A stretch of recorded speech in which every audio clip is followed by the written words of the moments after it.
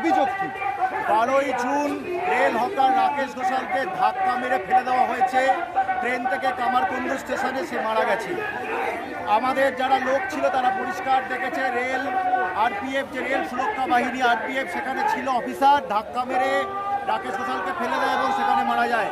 আমাদের দাবি হলো তদন্ত করে সেই আধিকারিকের শাস্তি দিতে হবে, 10 লক্ষ টাকা ক্ষতিপূরণ দিতে হবে পরিবারকে, এবং এই অত্যাচার অবিলম্বে বন্ধ করতে হবে। রেল লাইনে আরপিএফ যে অত্যাচার করছে রেলকে বিক্রি করার জন্য, সেই অত্যাচার অবিলম্বে বন্ধ করে রেলের হকারদের কাজ করতে দিতে হবে। রেলের হকাররা খেটে খাওয়া মানুষ, তাদেরকে এই রাষ্ট্র চাকরি দিতে ব্যর্থ, আমাদের সরকার তাদের চাকরি দিতে ব্যর্থ।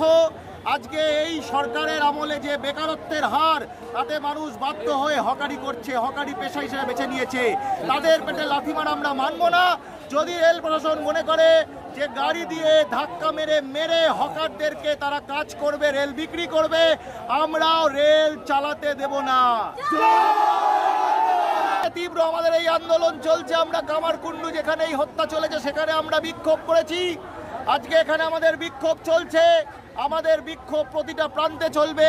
যদি রেল মনে করে এভাবেই চালাবে, আমরা রেল প্রশাসনকেও বুঝিয়ে দেব, সাধারণ মানুষ, খেটে খাওয়া মানুষই শেষ কথা বলবে।